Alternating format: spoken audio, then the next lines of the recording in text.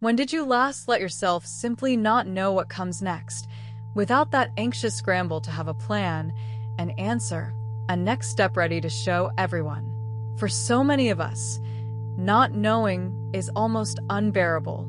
The moment the future goes quiet, we panic, we interrogate it, we grab at any plan just to feel like we're moving.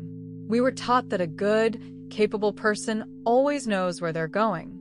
Tonight, July 10th, 2026, the moon is a thin waning crescent, only about a fifth of her light left, emptying toward the complete dark of the new moon just 4 nights away. She is almost gone, almost nothing, standing in the deepest not knowing of the whole cycle, and she is completely at peace with it. In the next few minutes, I want to gently loosen the panic that not knowing stirs in you, show you what the empty space before a beginning is actually for, and help you rest tonight in the not yet.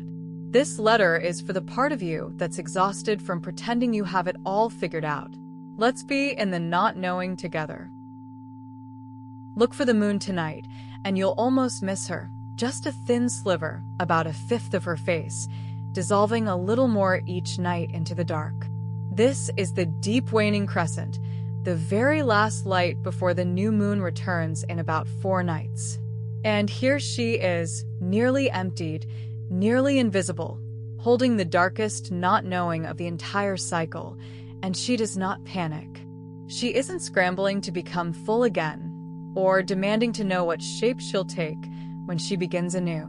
She simply lets herself be almost nothing, trusting the dark she is sinking into. She knows something we forget, that the emptiest, most uncertain point is not a failure or a dead end. It is the exact place where the next beginning is quietly being made, unseen.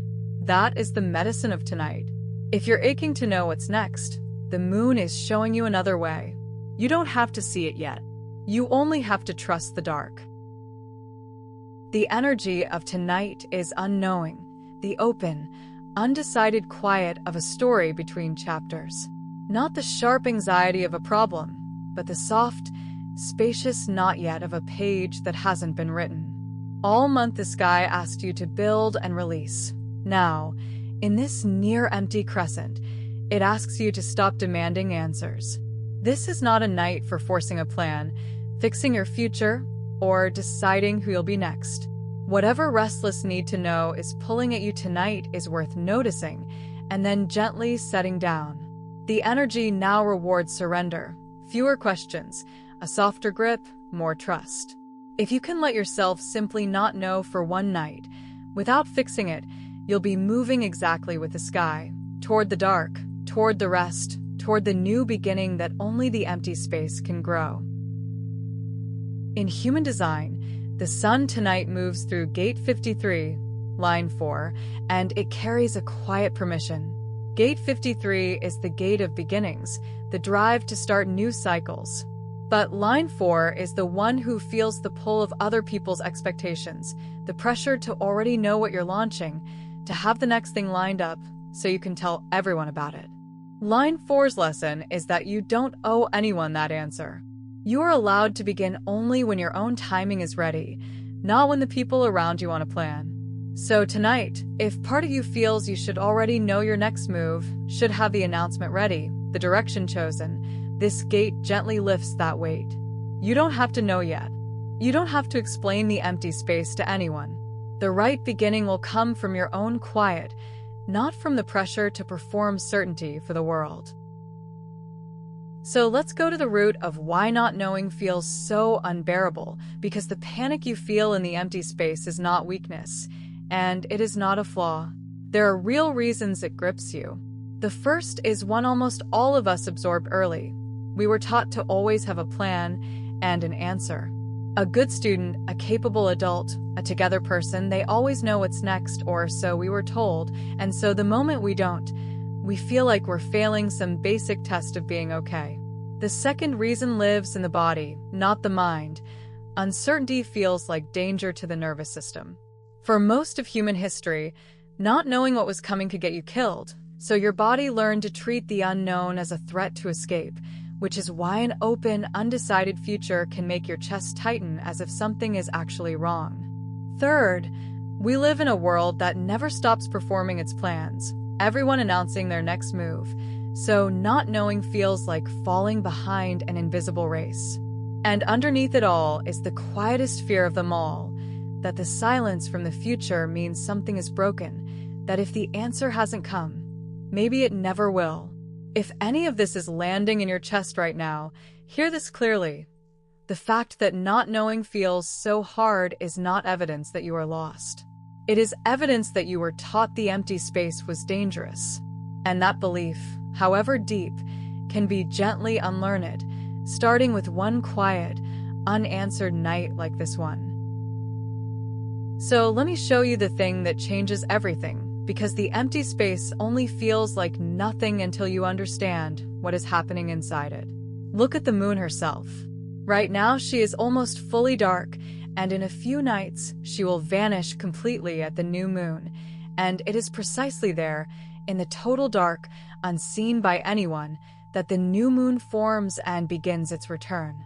The beginning happens in the emptiness, before there is anything to show. The same is true of a field left between harvests. To an anxious eye it looks bare and wasted, but that apparent emptiness is exactly what restores the soil for everything that grows next. And the same is true of you. The answers you are straining for don't arrive by force or interrogation. They arrive in stillness, when you finally stop demanding them. The way a name you've forgotten only comes back the moment you stop chasing it. Everywhere you look, the pattern repeats. The not knowing is not the absence of a beginning. It is the space a true beginning needs in order to form. When you let yourself rest in the empty space tonight, you are not falling behind. You are the dark where the new moon is forming. You are the resting field. You are doing the quiet, invisible work that every real beginning depends on.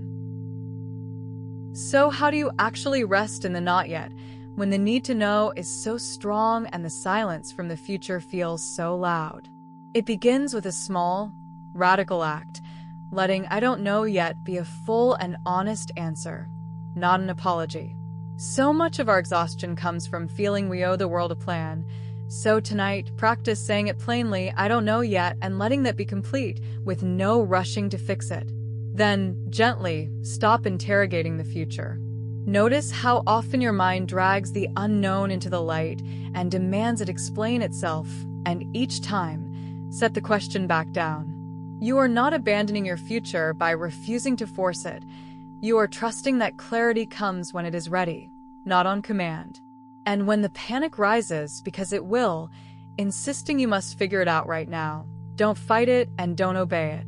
Just let it be there, like a loud voice in another room, and keep resting in the not knowing anyway. Breathe, and let the urgency rise and fall without following its orders. Each time you do that, you teach your nervous system something it may never have learned, that you cannot know and be uncertain and have no plan, and you are still safe, still whole, still held. Let the dark hold you until the next beginning is ready to call you. It always does. It just doesn't come on demand. Here is your ritual for tonight, and true to this near-empty crescent, it asks you to hold a question open instead of closing it. When the evening has gone quiet, sit down and let one thing you don't know yet come to mind. A decision, a direction, a question about what's next. Instead of trying to solve it, just name it, silently. "This is something I don't know yet." Then place a hand on your chest, breathe slowly, and each time the urge to figure it out rises, soften it. Let the question stay open, unanswered, held. And gently, to yourself and the dark, whisper these words: "I don't have to know yet, and I'm allowed to wait." Let that be true for a few slow breaths. That is the whole ritual. It looks like nothing, a person sitting with an open question in the dark. But like the new moon forming unseen, that quiet not knowing is where your next beginning is already, faithfully taking shape. So, let this be the letter you keep from tonight's almost dark moon. You don't have to know what's next. You don't have to have a plan, an answer, a next step ready to show anyone. The empty space you are standing in is not failure, and it is not lost.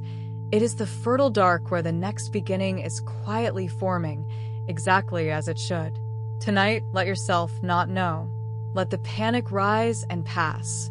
And trust, as the moon does, that the deepest, emptiest, most uncertain point is precisely where the new light begins. Thank you for resting in the not knowing with me tonight, here at the dark edge of the cycle. In just 4 nights, the moon will disappear completely and then begin again, brand new. And if you'd like to move gently with that rhythm of emptying and renewal, the free moon calendar is waiting for you in the description. A new letter from the sky arrives every single day. Until tomorrow, let yourself not know and trust the dark to do its quiet, faithful work.